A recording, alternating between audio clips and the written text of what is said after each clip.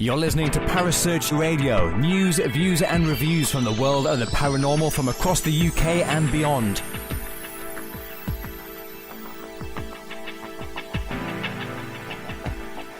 Find us on Facebook, Twitter and the World Wide Web. Parasearch UK Radio.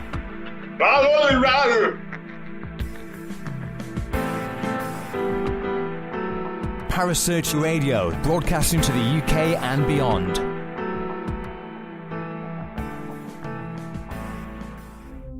The views and opinions expressed by presenters and guests are their own and do not necessarily reflect the official policy or position of Parasearch Radio or its affiliates and sponsors. Listener discretion is advised.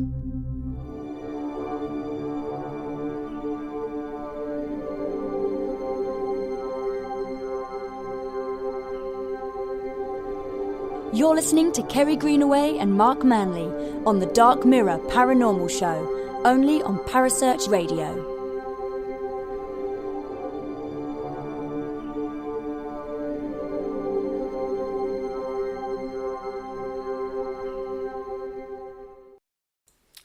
Good evening and welcome to the Dark Mirror Paranormal Show. My name is Kerry Greenaway and I am joined in the studio by my lovely Mark Manley. Good evening, Mark. Good, you're being nice to me. What's the matter? Yeah, maudlin. That's all I can say. Ah, right, yeah, okay. Evening!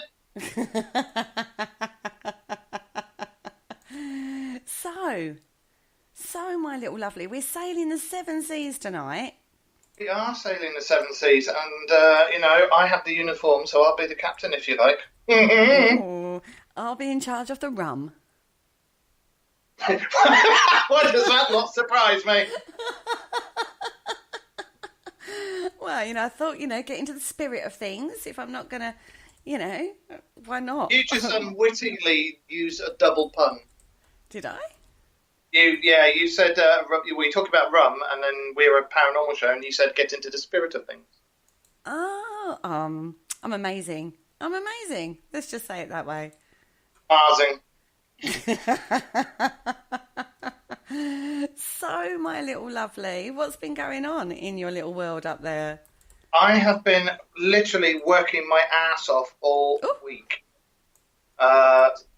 Well, it's a parental advisory. It's after 9 p.m. I've been working my bottom off all week doing security at night, all night until 7:30 in the morning, and then coming home and then going to bed.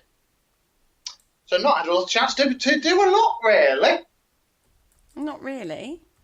No, I've just been wandering around on my lonesome, listening to things that got bump in the night. Pretty much like being out on investigation, really.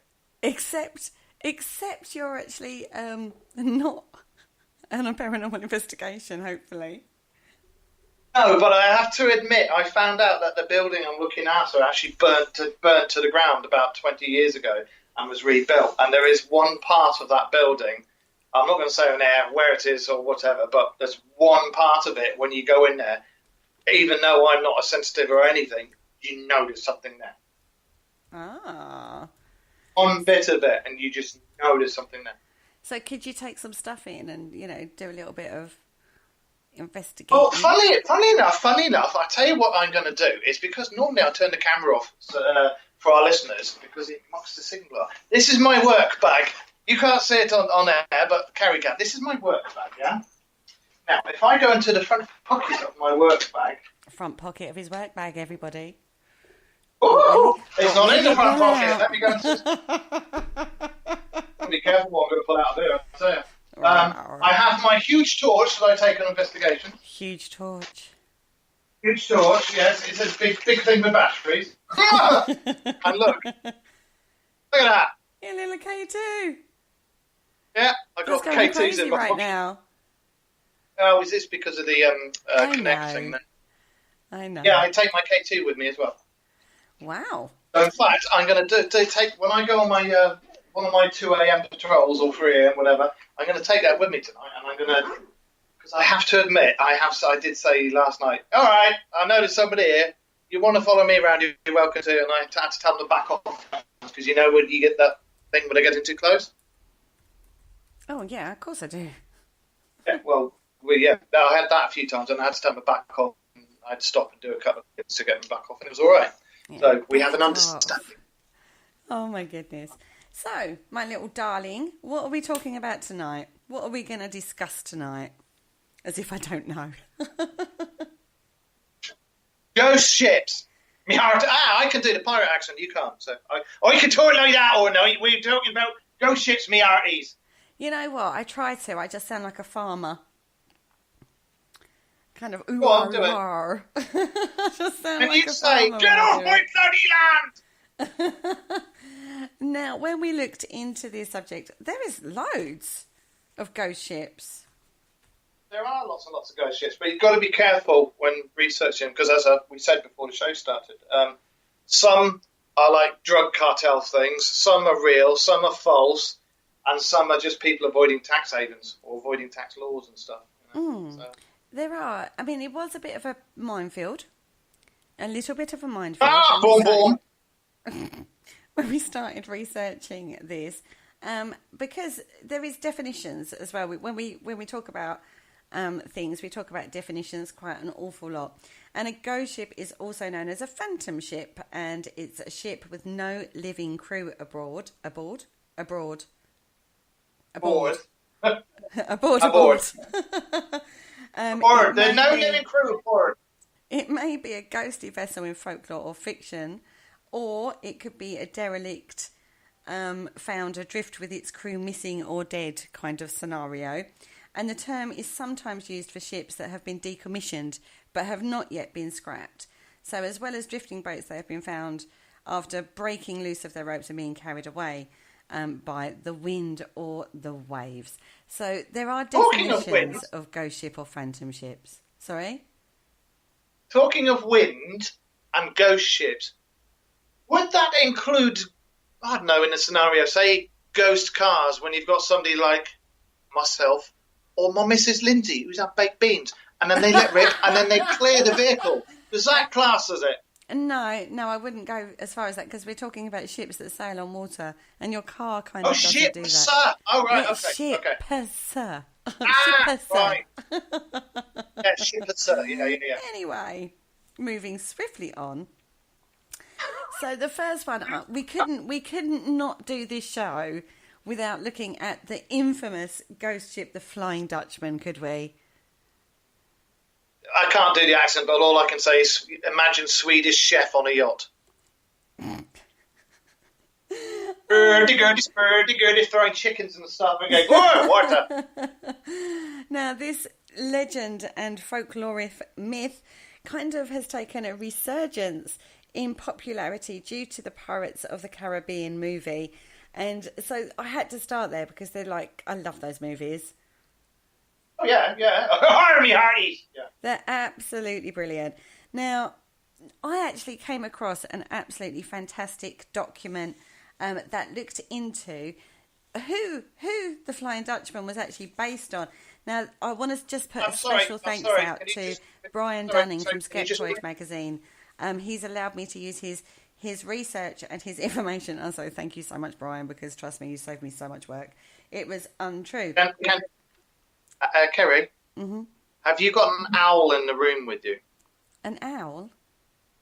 Yeah, I swear, just before you started ranting like that, I heard, hoo, hoo, hoo, a lot. So can you put the owls away and concentrate on doing the show, please? I'm sorry, thank you. I've got my familiars out to play tonight, so I'm sorry, I'll put them away. Yeah, but your familiars are not supposed to have rubber suits on, so that's, just leave that out, okay?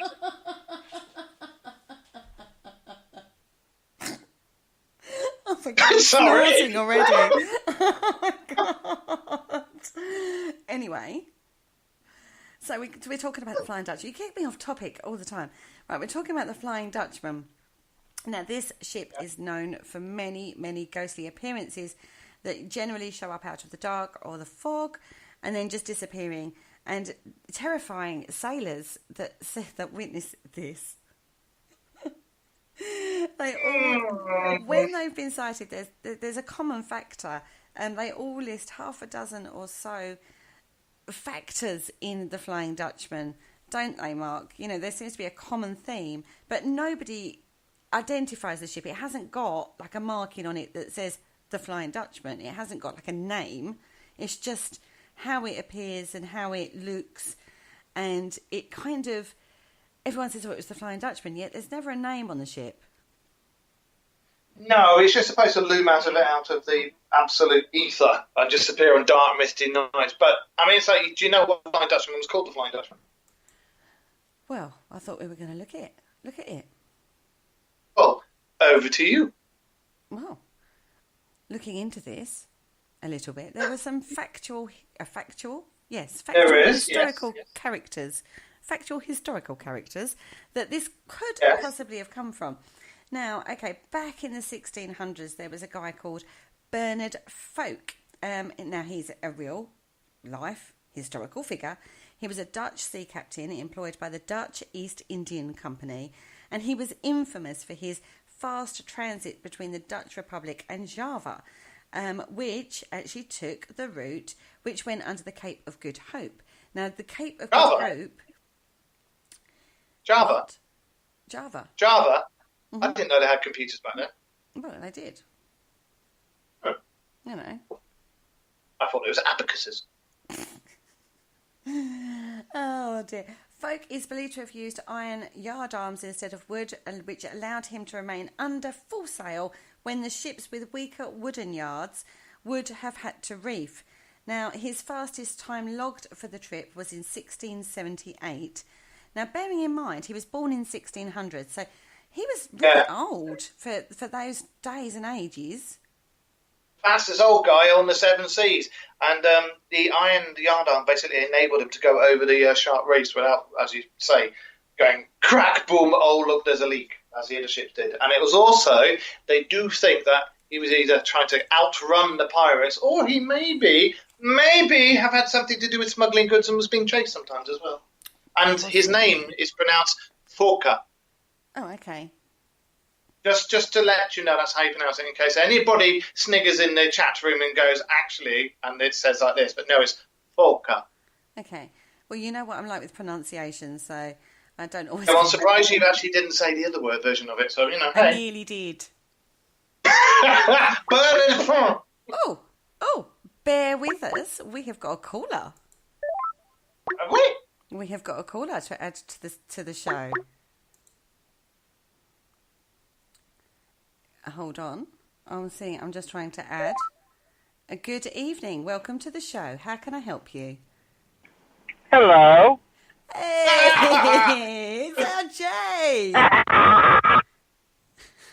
You all right, mate? Well, I better come tell y'all. Oh, wait up. Yes, come to. Oh my goodness, the show could go in a completely different turn now. We've got Jay Lynch, one of the Parasearch radio presenters, has joined us live in the studio. Oh, there he is. There he is. Hello. Live from the US of A. Just getting off from work, acting ready as always. I can see How are you? in your baseball cap and a nose and glasses. Oh, same hair as me. Good man. Oh my goodness! I got my. I'm not responsible now for how this show will go. We're talking about the Flying Dutchman, Jay. What do you know about the Flying Dutchman? It was on. What was that? Johnny Depp movie? Pirates of the Caribbean, my lovely. Yeah, that's it. But yeah, the only thing I know about the Flying Dutchman is it's a ghost ship that takes sailors down to the abyss. That's right. Well, they're supposed to. Yeah, we've been looking at the history. I've been looking at real life people that this could account for. I'm going to try and hold this show together, but I don't think it's going to work somehow. The aliens did it. Aliens! We got one in there. Every week, Mark has to have an alien in there somewhere, and every week I try and choose a topic that Mark can't bring an alien into. And every week he manages it, and now he's got his sidekick Jay. I don't stand a chance on this. So, you know we're related, right? Yeah, brother from another mother. I know. We even look the bloody same. we're related distantly. Apparently, there's a pond in the way, but we're still related. Oh my goodness. Two madmen on the Friday night paranormal show. I don't know. Anyway, let's keep the show together. So Jay, you're investigating this weekend, aren't you? Actually, yeah. I just kind of had something dumped off on me this afternoon. I got a message from somebody to investigate the Randolph County Asylum tonight. Ooh. He's Nice. going to Randolph County Asylum, in case you missed that. So tell us a little bit about tell us about that place, Jay. It's in Indiana. It's in Randolph County, Indiana, and I've investigated before. I actually filmed an episode there with TSP, the Search Existence Unknown. You can find them on YouTube. But I filmed a couple episodes there with them. But the rest of the people that I'm going with tonight have never been there. And the person that actually runs it hit me up and said, "There's a free night tonight. How would you guys like to throw some people together to investigate it?" I'm like, okay. So the history of it is it used to be in an asylum, and in the United States, asylum can mean many things. Back when it first started up, it was actually more like a poorhouse, where they would take poor people, or they would take people who had, one of the girls had actually been kicked in the head by a horse at the age of like 7 or 8. Her family couldn't deal with her because of her injuries. Took her there and dropped her off, and she lived there until she was about 93. Oh my goodness. Blimey.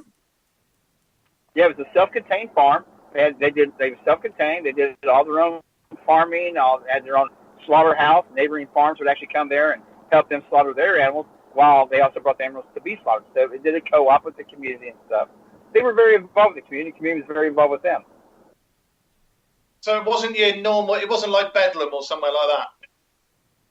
Well, years later, it became more of an asylum for mentally handicapped. They would people who had at that time as they called it mental retardation or something like that, or mental disorders and stuff. It became more for that.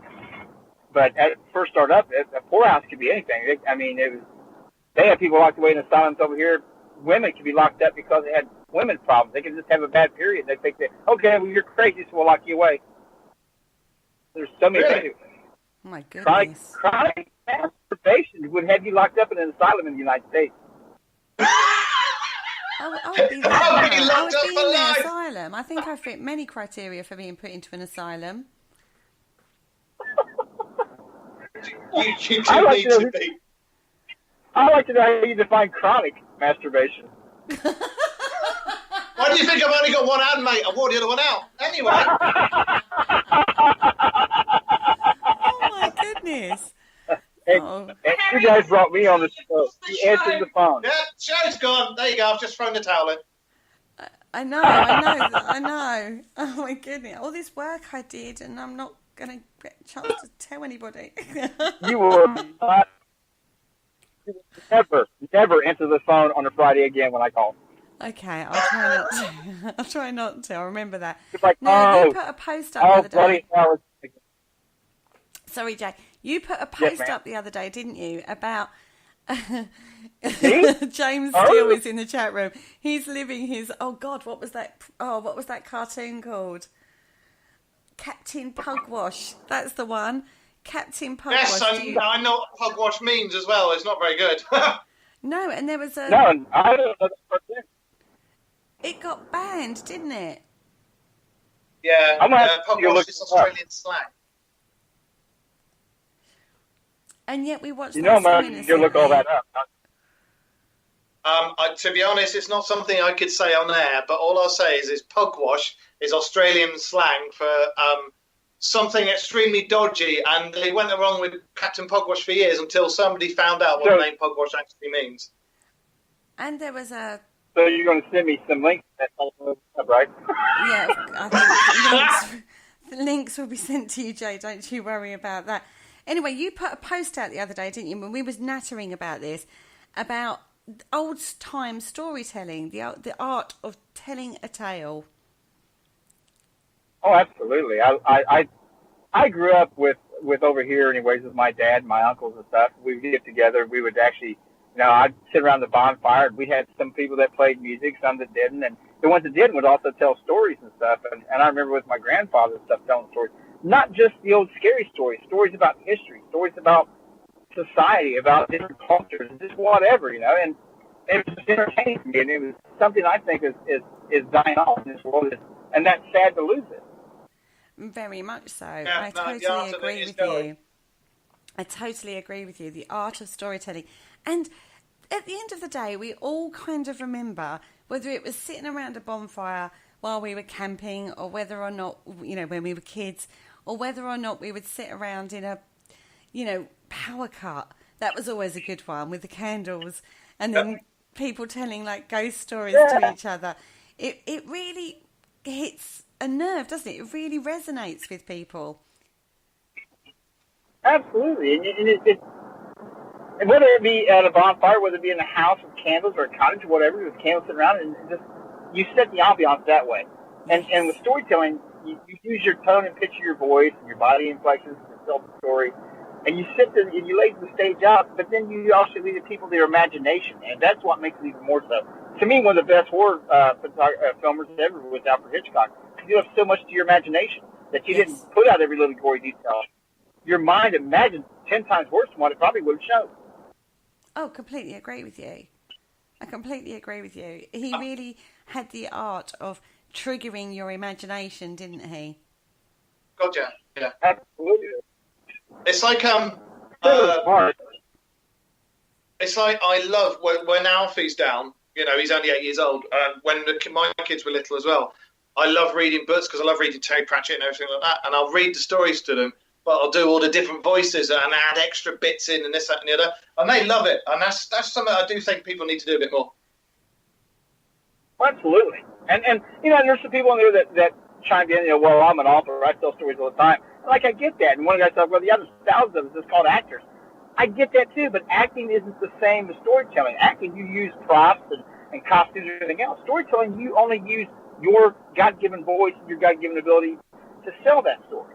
And to me, with being paranormal investigators, with all the research that we do in history, we know the real history, we know the assumed history, and then we have our evidence. Tell me that you can't put those together and come up with one hell of a good story to tell people. Oh, we did a Halloween one around Camp. We did a Halloween one around Canvey Island, and I did some stories up. Were you there, Kerry? I can't remember. No, I couldn't make it, could I? I? Was Taylor. The children. Yeah, did some stories on the beach about the inlet that we were in when the bodies used to wash down from the Thames that were murdered by the ganglands of the 1800s and that. And I did a few stories about that, and it went down really well. Yeah, that's what I'm talking about. That's not done too much, at least not over here. And I've actually got a lot of people interested. I've been getting PMs quite a bit to set up an event where not just a paranormal event where you just for storytelling, but do it paranormal, but have people who's willing to tell the. You go to these conventions and stuff. You sit there every hour at the convention. There's somebody telling their side of paranormal investigating, their experience and stuff. They got PowerPoint presentations. Why can't you take some of that time and actually tell a story about this stuff or about a case and tell us a story, not just some PowerPoint display? It does get boring after a while. Yeah. My opinion. I think you and Teresa need to come over here, and we need to do a live radio show, a broadcast, and film it as well. And we need to just go wild, go nuts, and compare hair and everything like that. Mark, you're always planning stuff. You're always saying we need to do. If we had the cash, we would do it.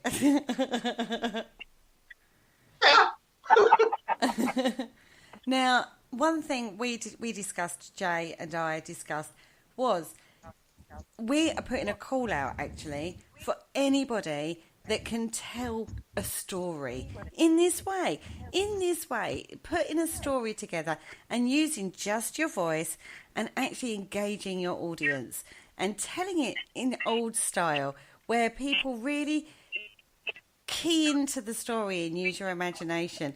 And we want you to get in contact with us because we have plans for this, don't we, Jay? Heck yeah, I'm ready for it. I'm going to do this. I think it'd be great. Me? I think someone's dropped out of the call.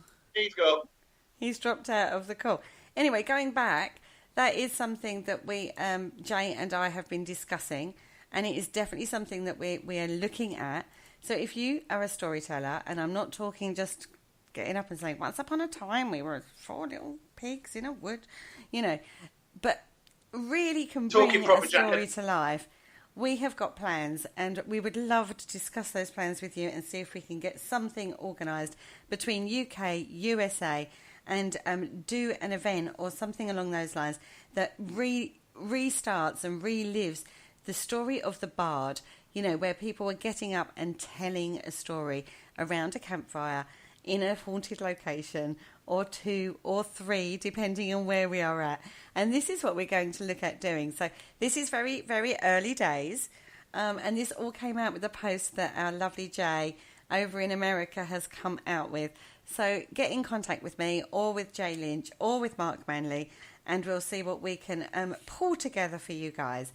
Anyway, back on topic.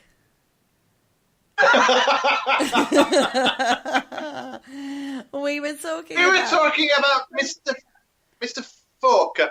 Mr. Forker. Now, recap. Let's give you a quick recap. We're talking about the Flying Dutchman. Oh, my goodness me. Yes, we were, yes. Basically, he was a Dutch sea captain. He had a really long career. He was 78, and he disappeared, basically, is the crux of the story. Now, apparently, they don't know when or exactly where he disappeared. But, you know, he kind of fits it, doesn't he? He kind of fits the image that you would imagine, you know, the captain of the Flying Dutchman to be. I know where he disappeared to. Oh, my God, where? The water. Ah, silly me. Oh, my God. Now, there was no... You asked for that. I did. There was no record of him ever being referred to as the Flying Dutchman during his lifetime. But if you're looking for a devilish sea captain, known for tearing along under full sail when other ships were squared away, he kind of made the perfect, you know, fit for the title. Yeah, definitely. I mean, you did have a few others, but to be honest, they were pirates, and they were very famous for being pirates, and we all know how they met their demise. But for the original ghost ship, ghost captain, massive legends surrounding him. Personally, I reckon he retired at his age after hurtling around the waves and everything at 78 years old. I reckon he retired with a load of rum, a load of booty, and probably a load of young ladies, to some Caribbean island, and drunk himself and humped himself into some stupor and died. Hell of a way to go. But because nobody knows what happened to him, it just adds to the mystery of the Flying Dutchman. It does. Now, there is another candidate for this. Hendrik van der Decken, another Dutch East Indian Company captain. Now, he apparently got lost at sea in 1641. Now, there were problems with this. Some sources were saying 1680, but records of the Dutch East Indian Company's Cape Colony in South Africa, founded in 1652, they make no mention of him. So 1641 is probably the most likely date. It's not known where he sank, only that it was between the Dutch Republic and Asia. Now, he is remembered because a British novelist, Frederick Marryat, wrote a novel in 1839 called The Phantom Ship and named his fictional captain Philip van der Decken. The tale encounters with the Phantom Flying Dutchman ship. It sounds like he makes power drills. Excuse me. And according to aged seafarers, oh God, I've lost my thread now. The tale involves encounters with the Phantom Flying Dutchman ship. And according to aged seafarers aboard, it was also captained by a Van der Decken, making it unlucky to sail with him. But this was a purely fictional adventure novel and was written nearly half a century after other authors had already introduced the term Flying Dutchman, so we can't really consider this one. But, you know. Well, I found a little bit of information out about him. But exactly as you say, they don't know what happened to the body. Burial, body lost at sea.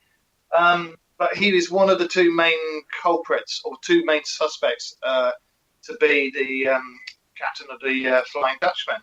And on one voyage on his ship, the ship got caught up in a storm, and he had made his life's mission to sail around the Cape of Good Hope all the time, and he promised that he would do it before he died. And he also promised that before he died, he vowed to finish that voyage. It's also thought that because of the vow that he made, he was forced to sail the seas by the devil or Davy Jones forever. And that's where the legend of that comes from. So you got those two suspects from stuff. Mm-hmm. This is true. Now, the very first time the phrase "the Flying Dutchman" was used in print was in reference to the ship or the captain in 1790.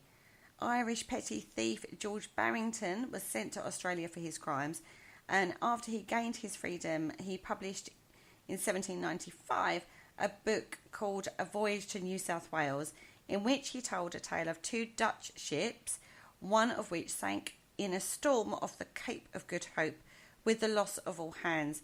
The other ship returned safely to England, but upon its next trip following the same route, the other ships returned safely to... Uh-oh. What? Uh-oh. Mr. Lynch is trying to come back in on the conversation. Uh-oh. Hello. I apologize. I hit a disc off my cell phone. I'm driving home. My bad. I'm sorry. Oh, my goodness. You say you farted. What? No, I said I'm sorry. I hit a disc off my phone. It went dead. Cell phone, you know. He farted or he Never went mind, dead. don't worry. I mean, either or. Why would you care if I farted or not? You'd never smell it that far away. You want to bet, mate? What do you think of bald? If you can smell it that far away, I need to go to the doctor and get something checked.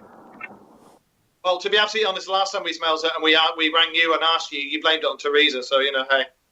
You know what? And there, everybody, is the reason for global warming. It's paranormal researchers' backsides after the healthy diet of baked beans before they go on an investigation.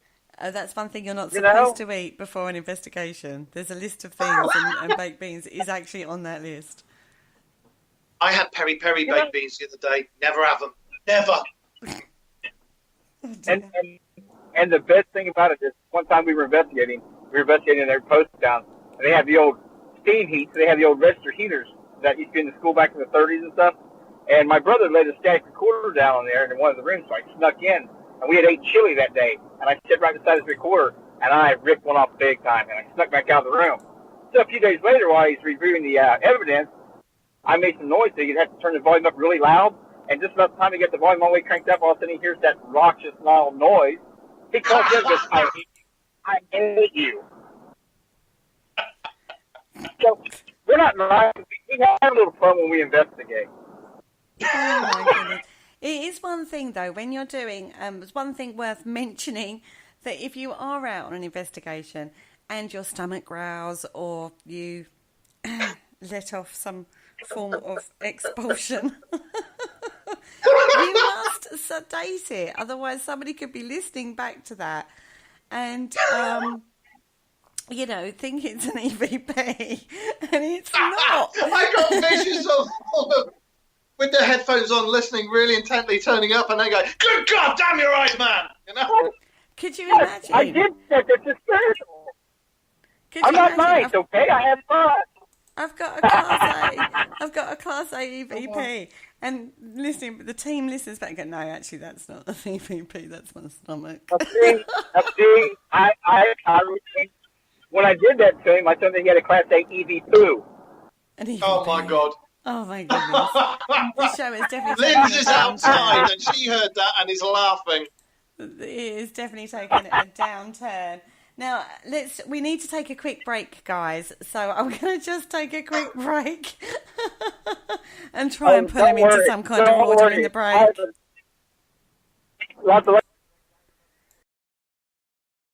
Hello, Harry Price here. Good evening. If there's nothing myself and everybody else enjoy here on the other side more is the sit back and relax and listen to Parasearch Radio with its paranormal news, views and reviews from across the UK and beyond. Make sure to find out more about them on Facebook, Twitter and the World Wide Web, whatever they are, to keep up to date with all their broadcasts throughout the week. And I hope you enjoy them as much as we do over here. Hello? Is anybody there? Oh, welcome back to the Dark Mirror Show. It is a bit mayhemic tonight in the studio. We have been sabotaged, or should I say mutineered, by our American... Mutiny on the boat. By our American co-host, Jay Lynch. He's jumped in onto our show and has taken it off in a completely wrong direction. So we're being a little bit... We're trying to pull it back to topic, but they're not allowing me to in any way, shape or form. So we have Mark and Jay with me in the studio tonight. Oh, my goodness. The kind of day I've had today. So, Jay... I absolutely disagree with you. I absolutely disagree with what you just said. We have been talking paranormal this entire time. I've got to hear the other paranormal poo story. We've got to hear that, and I think all our listeners deserve that. Well, what I'm saying is, all I'm saying is that I was investigating one night with Teresa, and we went along with another team, and it had to be a team of all ladies. And I would notice that, and I was walking behind them all, and I wasn't paying a whole lot of attention because I was doing live EVPs, I was working with some other equipment at the time. But every time I turned around, one of them would say protocol, and then they would all disperse. And I'm like, what the hell's going on? So this goes on for about half the night. Finally, I find out because I walk into it, whenever one of them would say protocol, it meant that one of them had broken wind, and the rest of them would disperse out away from him real quick. I didn't know until I walked into it, and I'm like, oh, now I know what protocol is. That was their call sign, and let the others know. So find out what the team you're listening with if they have some kind of call sign instead of just saying, oh, that was my belly, or that was it, or I farted. No, they said protocol to be ladylike instead of saying what they actually done. So I got protocol all night long. The worst bit about that is in America, the chances are somebody at some point is going to go, oh my God, can you smell that? It's got to be a demon. James Steele in the chat room is agreeing with me on that one. Well, I'm agreeing with you there, that one. It's sulfur. So, can you smell the sulfur?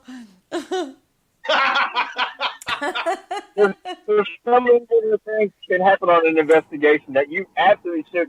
You get to know the team that you're investigating with, or you could be walking into a cloud of protocol all night long. This is very true. This is very, very true. Okay, looks like we're going down the funny stories from paranormal investigating route. We can go back to the Flying Dutch. We were talking about the Flying. We might have to do this another time, the Flying Dutchman. I did so much work, Jay. You ruined it all. So, Mark, tell me a funny story from paranormal investigating.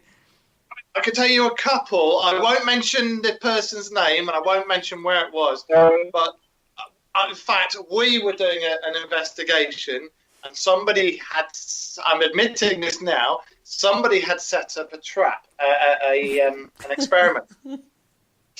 And all night, this poor person was heartbroken that nothing had interacted with this experiment.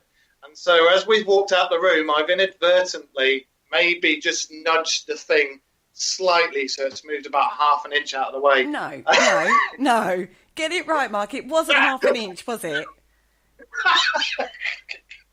Maybe a whole foot. I don't know. But, all I will say is that I can remember that person going, oh my God, it's moved! They were so excited. And that was it. So excited. I actually turned straight around to my team and I looked at the team, should I say, not my team, but the team. And I looked around and I went, right, who did that? And they all straight-faced. They were straight-faced at me all night, right? Not letting me in on and I knew that they'd done this. I can remember somebody else doing an experiment involving balls. Who? And you've gone quiet now, haven't you? What are you talking about? I don't remember that.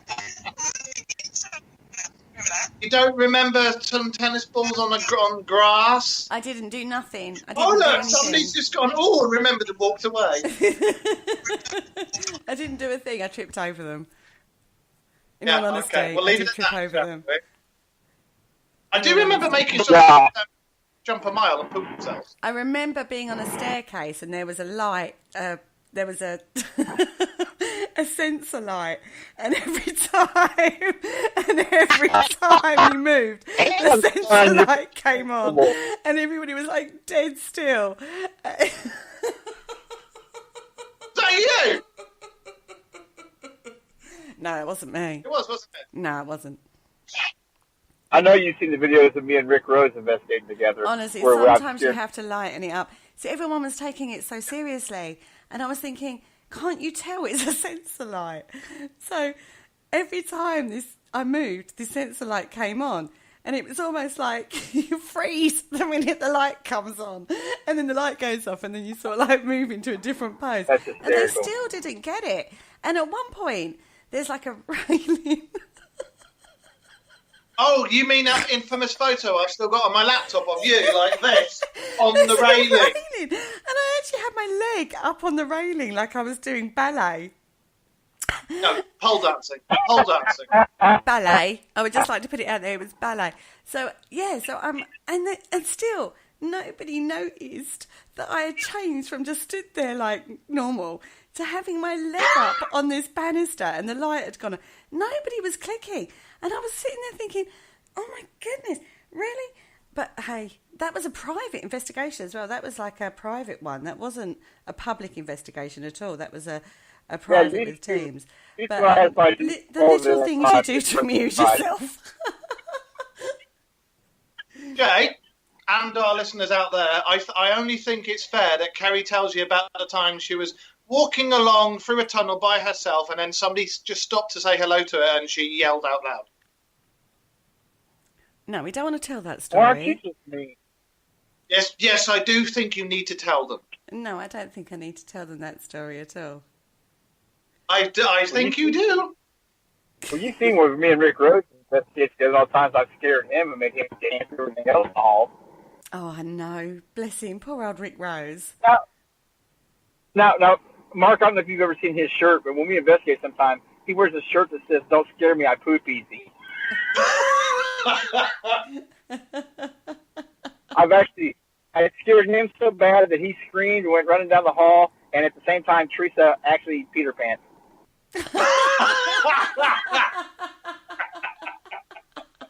I'm not nice all the time. You gotta have a little fun when you investigate, and those two are always. Well, they say they're always on edge, and I just can't help myself. I'm childish sometimes. I'm myself. I'll admit to that, and I just can't help myself when they set it up. It's not my fault. It's just too easy. Yeah. When the opportunity's there, you got to do it. I'll let you into this little thing that she's denying ever happened. We were in Didn't happen. a fort. Which fort was it? It Sorry? was Coal House. Was it Coal House Fort? Yeah. All right. There's a tunnel that goes to an outside moat, and these guys have been out on the outside moat setting up an experiment with tennis balls. Anyway, young lady Miss Kerry comes walking back in on her own, and I heard her walking in. So I legged it past the end of the tunnel and hid in a little bit that was just off to the side. And I was counting the steps as she got closer, and I think you got about 3 or 4 steps before you would have walked in on me. And I literally walked out in front of her with the camera and went, "Morning!" and carried on what I was doing. And she went, "Ah!" This is true. There's also another account where we was on a ghost walk, and I'd been hardcore. Now, they'd had actors jumping out and everything, and I'd been so cool through the whole thing. And I was like playing on that, I'm a paranormal investigator, I'm hardcore, no one can scare me, malarkey. Do you know what I mean? Kind of moment. Oh, yeah, proper like playing it up.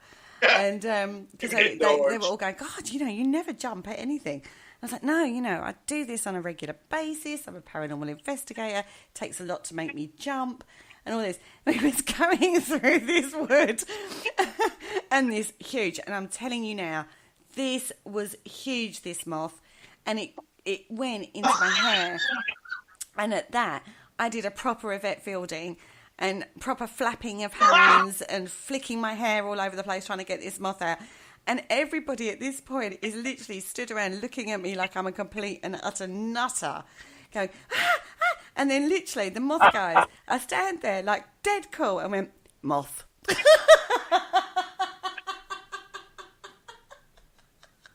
should do laugh. Yes, and then make it over to the United States someday here soon in the next few years. I have now taken that as a personal challenge that not too much scares her or anything like that.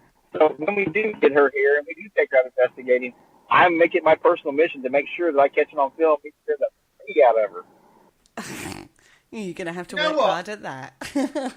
You know what? I think next year I'm going to save up the money for a plane ticket and a passport, and I'm going to come over and stay near where Jay and Teresa live, and I'm going to come out on an investigation with you. They'll be staying with Jay and Teresa, Mark. All right, I'll stay with Jay and Teresa if they want to put up with me. We'll put up. Mark, I put up with me. I sure as hell put up with you. Fair point. Well, I'm already starting. I literally have a coachload of people that want to come. I literally have a coachload of people that want to come. It might have to be a Parasearch road trip, and we'll have to.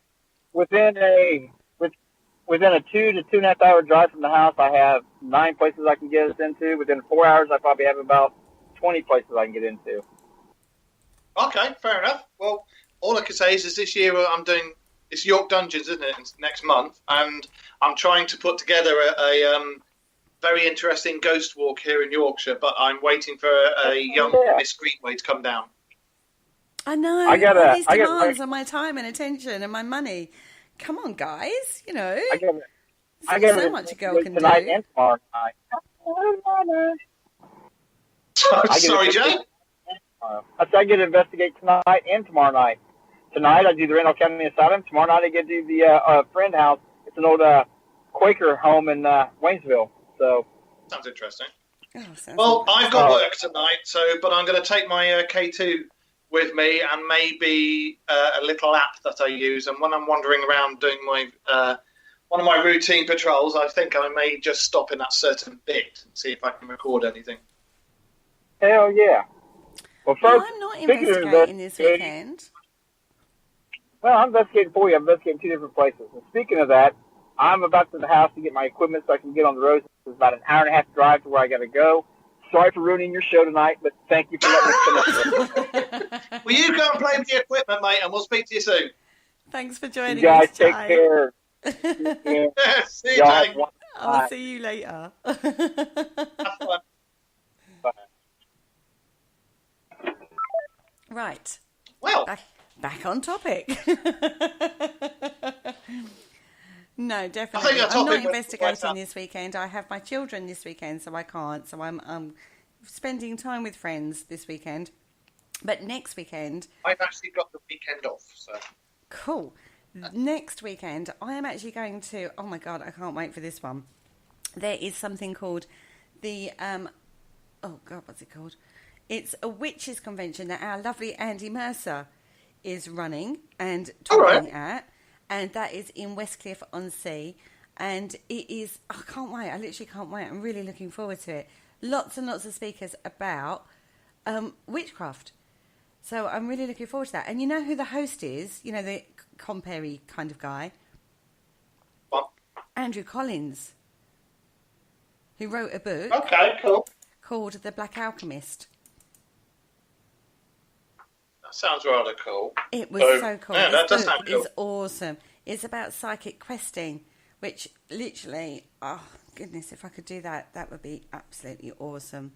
So anyway, should we continue? That's another show. Yeah, honestly. We can try. I was going to say, what I'm going to do this weekend is, you know Bram Stoker's Dracula? Oh, Dracula. I want to bite your neck. One batty. Anyway, I'm going to take Linz down to Whitby Beach. Oh, and the church Whitby. on top of the hill. And the church on top of the hill where Bram Stoker's grave is. And that is supposed to be incredibly haunted. Yes, and I'm taking my EVP and my K2 and a few other bits with me. Oh, good for you. Good for you. Definitely one of my favourite places in the entire world, Yorkshire. I'm so... No, he's buried standing up. Sorry? Did you know Bram Stoker's actually buried standing up, facing out to sea? Mm-hmm. I mean, like smart ass. Oh, you know, I am a bit of a smart ass. And before we do carry on, just to digress a second, in the chat room, they're all saying paranormal, ghost trip, road trip, and a film should be in the making with us lot. Well, and I totally agree. I don't know about that. I don't look good on camera.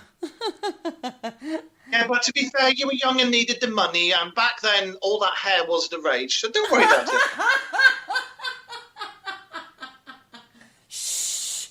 Tell her about that. Pre-internet days, guys. Come on. No. Hair Bear Bunch. Right. No, seriously, I don't know. You know me, and I like a microphone. I don't like a camera. Shy away from the camera, girl. No, I'm a... So those films that you used to dub over, is that why you like the microphone? Oh my God, stop it now. You've been told, mister. Oh my God. Ruining my reputations. Oh my bit God. by bit. Like, oh, so it's like, oh my God, like, totes amazing. Just remember, I spent last weekend with your daughters. They taught me more than I cared to. I was supposed to be chaperoning them. Yes. Ladies and gentlemen, my daughters are currently up in London because one of them lives there but is moving up here, hopefully at some point. And my other one is up there because she's just got her exam results. And may I just say on the air, well done, Taylor May. She got almost all B's throughout every single exam. And considering that's the new results and the new grades, and it's a lot harder, absolutely well done. Very proud of you. And Becky Lou, very proud of you too. Thank you for looking after each other. And thank you very much for making sure that Kerry found the bus home and she walked there in there not too bad on her own. And thanks for correcting my kids, young lady. They are a bad influence, is all I can say. They blamed it on me. Who the father is? Okay, who the father is? And this is true. It was quite a madhap weekend last weekend. It was very quick. Was alcohol involved by any chance? Yes. That was your other daughter. Which one? Becky. Becky or Taylor? Let's go to a pub. Bad idea. I was going, no, we don't know. No. Yes, let's go. Okay, let's go to a pub. Found a pub. Yeah, because you needed persuading. I heard all about the, shall we flirt for beer? Yeah, I know all about that. I did not. I was just sat there having a conversation. No. I'm going to put this out there right now. No. I was not flirting. That was not me flirting. You know I'm a lot more out there when I flirt. Even the dogs walked out of the room with that comment. And the dog's just like, no, you're a bloody liar, and walked off. Anyway, I do apologise. Our show tonight has kind of gone out the window, really. I think we need to do that again next week or the week after. I know, we was going to do the Bermuda Triangle next week, and all the research I've done for this week has gone completely to pot because of Jay Lynch. Oh, my goodness me. I've got loads of stuff all lined up for on the laptop and on the tablet and various other things in front of me for this week's show, and it's like, no, Jay rang up, ghost farts, scaring people, that's the topic for today. I know, that's kind of where we went with tonight. I blame Jay Lynch for tonight, so I do apologise, everybody, if you wanted to hear all about ghost ships. It kind of didn't really work out that way.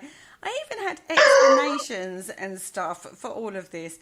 We didn't cover half of, well, we didn't even cover any of it. Why don't we just finish the rest of the show off about the Flying Dutchman. And then we've got everything else that can be kept for another show. I think you're right there. Oh my goodness. And I'm sorry, but Jay is very, very much like me. You poor bugger, Teresa. You got my sympathies. I have to do a show with him every Thursday night on Paramania. If you want to have a listen to the Monday show on Parasearch, because we replay the encore show of what we did on the Thursday, and sometimes it is, oh God, what can I say?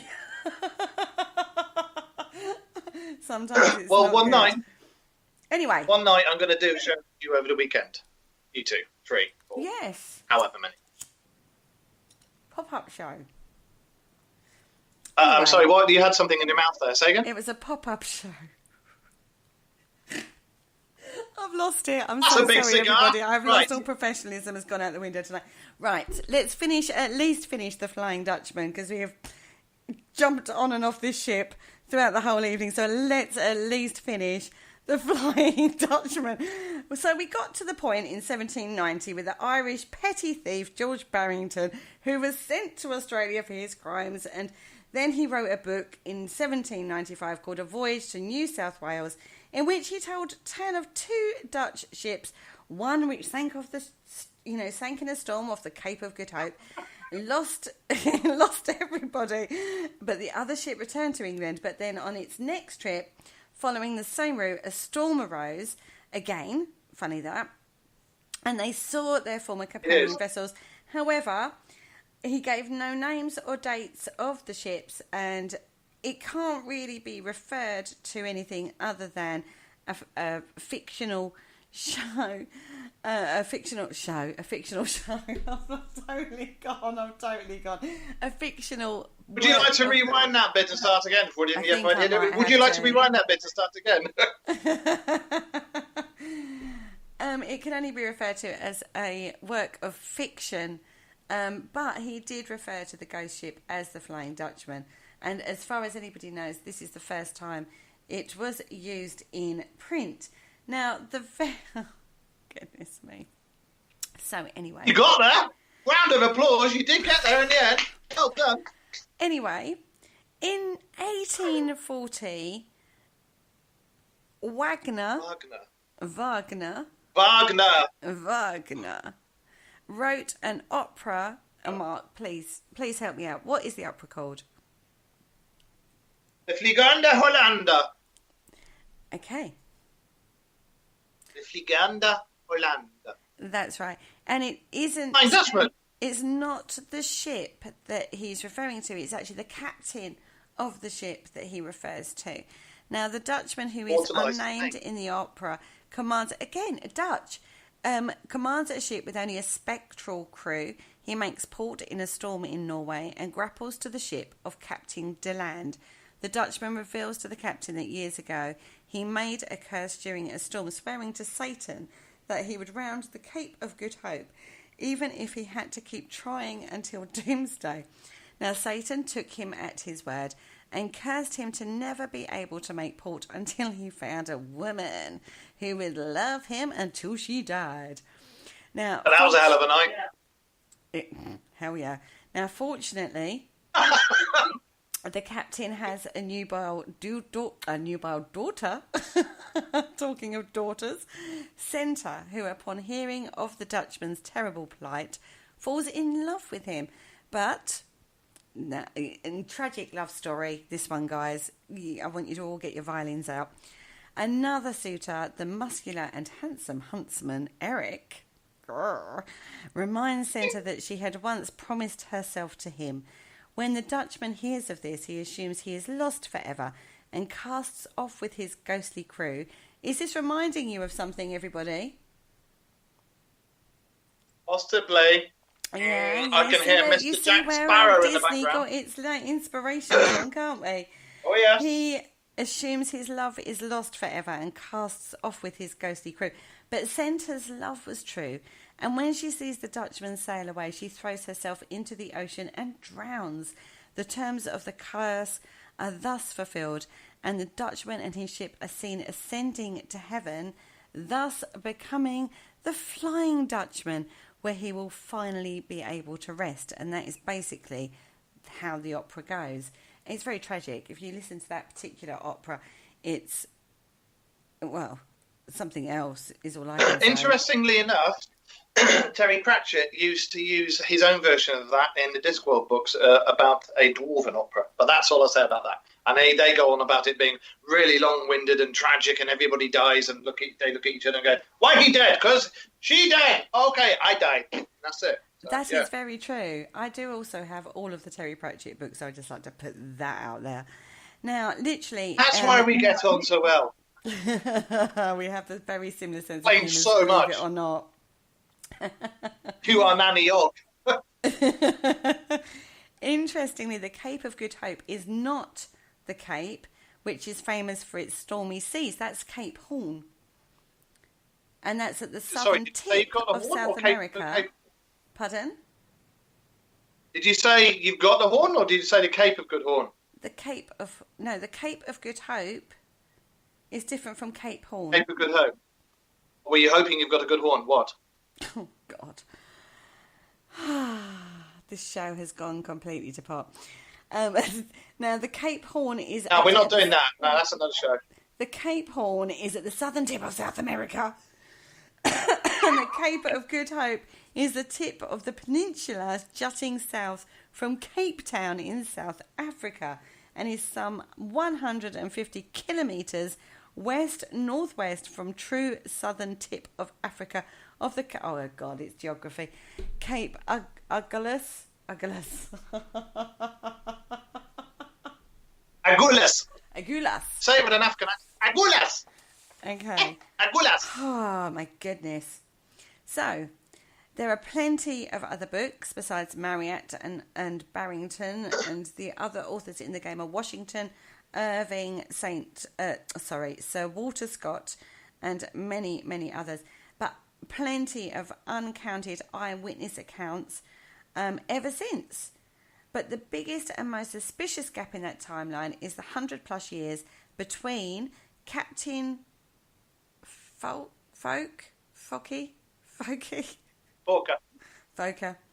What did you say? Barrington's first record of the term Flying Dutchman. Now, at the time, the Dutch East Indian Company, again, I'm seeing resonances with the Pirates of the Caribbean movie all the way through this.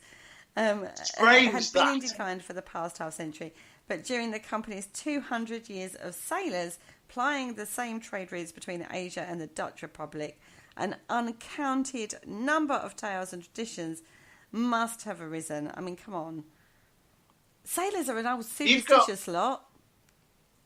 I was going to say, you've got the superstitions of all the sailors and the ancient mariner terms back then. You've got the Dutch itself, which they have very strange superstitions and practices anyway. Plus, you've got the Caribbean bit in there, and you've got the African bit in there. So when you take all the superstitions from all those different cultures, mix it all together, stick it on board a ship, which is going to be full of crew from all those different parts as well, you're going to come up with the most bat-pooply bizarre superstitions and things that are going to go on those boats. So you're going to get all these legends and all this, that and the other, all cross cultures. Everybody from all these different cultures can understand it, and it's all just mind blown. You can just imagine.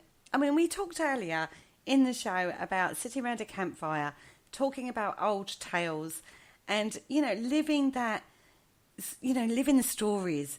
But you can imagine being on a boat, particularly a tall boat. Sorry? What was it? What's that? A tall ship. Sorry. Particularly a tall ship. You can imagine the tales that the old hands on these ships would have told the young whippersnappers or greenhorns that had just entered that world of maritinia. I'm making words up now, aren't I? You can imagine that the tales... We haven't even covered this subject. We've talked about one thing, which was the Flying Dutchman. Oh, my God. And then Jay came on and talked about ghost farts, and that was pretty much the end of the show. It was really, wasn't it?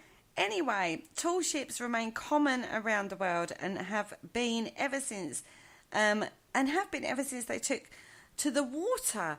I mean, and they're still very evocative. If you see a tall ship, we have them off Southend Pier quite often, and they are really evocative when you see them. And even most modern navies maintain a multi-masted square-rigged ship for training purposes, such as Norway's Christian Radich, American's USCGC Eagle, and Japan's Nippon Maru. I'm so good at naming things, aren't I? The second. Do you know there's a cat called Maru? And even Oman is launching a brand new 3-masted square-rigged ship Now, when you think about that, and you think about, the olden times in the 1600s, when they were exploring the world and trading routes were opening up, and they were encountering so many cultures, new cultures, and places that hadn't been discovered before. I'm so sorry, everybody. What you're not seeing is what I'm seeing. I do apologise. This show has been a little shambolic tonight. But I would like to once again do a massive shout out. Thank you so much, Brian Dunning from Skeptoid.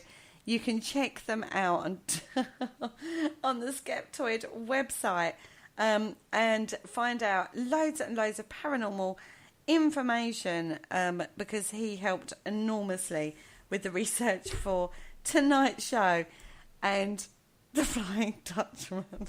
Oh my God!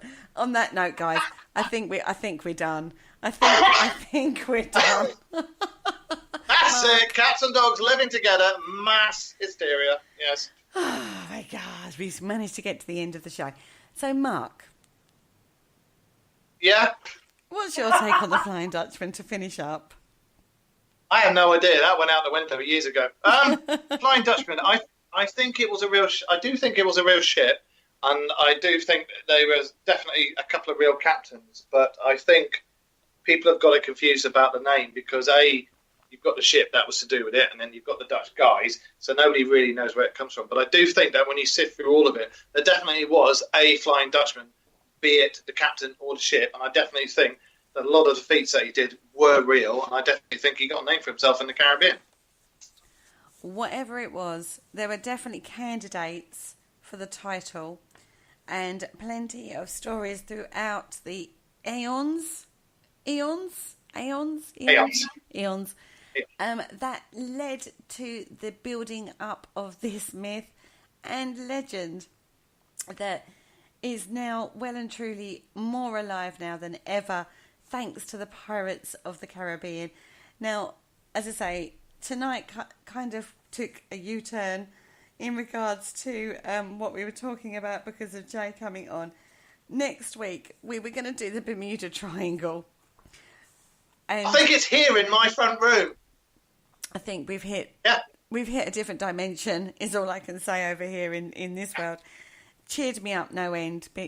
Cheered me up out of my melancholy that I had at the beginning of the show, that's for sure. And thank you all for listening. Oh my goodness. Next week we're going to look at the Bermuda Triangle. I want to have a look at the Mary Celeste, which we did have research on for this week's show.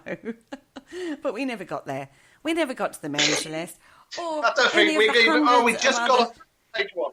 Or the Carol A. Steering, or the MV Joyita, or any of the other ships that we looked at. So, oh well. We hope you enjoyed it anyway. Well, I'm glad you guys in the chat room enjoyed it. I must admit that was a really good show. It's a good show every week. But can you imagine what it's going to be like when the three of us or the four of us do a show together? Well, no, I can't. All I know is I'll be exhausted by the end of it, is all I know. Anyway, thank you all for listening. Don't forget, subscribe to our YouTube channel. If you miss any of our shows, you'll get a notification and you can listen through our YouTube channel, Parasearch Radio. You can catch up on all of our shows. They go to a podcast after. I'm losing it. I'm so sorry. They go to a podcast afterwards. Join me live on Sunday at 9 p.m. I have, oh my goodness, this is going to be a show you do not want to miss. I have Lee Steer in the studio talking about haunted objects, in particular the Haunted Bride doll that is all over our social media, all over our television channels, all over our newspapers at this moment in time. And I am going to be asking him some of the questions that we've all been wanting to ask him. So please come live at 9 p.m. on Sunday evening for the Spirit Dimension show. And I will also be joined by the lovely Paul Rook on that show as well. So, guys, thank you. I might ring in. Pardon? Might ring in. You're not going to ring in. I will not be answering any calls through that show. I'm telling you guys now. I will be in the chat room for that. Yes, definitely be in the chat room. I will put all of your questions to him. If you wish to send me your questions before the show, please do so. Remember, we keep it respectful. We keep it impartial. But I will address some of the issues that we've all been wanting to ask Lee about this particular haunted doll. Thank you all so much for listening, and we will see you next week. We have shows going out every single night of the week, apart from a Saturday. And on that note, I think there's nothing left to say except... I think Saturday night should be a show that involves Jay and myself. Well... You learn the studio, baby. You can do what you like, but I am off out tomorrow night. I am not available. I'm going off grid for tomorrow. I think I need a break from social media. Anyway, on that note, my lovelies, have a fantastic weekend. Be tuned for Sunday at 9 p.m. That is Lee Steer and the Haunted Bride doll. And then Monday, Tuesday, Wednesday, Thursday, Friday, we have shows back with you. Keep an eye on our Facebook pages for all the updates for what the shows are about. And on that note, I bid you all a very good evening. Bye, everybody. Bye-bye. Thank you for listening. Don't forget to join us for more shows throughout the week. Find us on Facebook, Twitter, and the World Wide Web to keep up to date with all the shows right here on Parasearch Radio.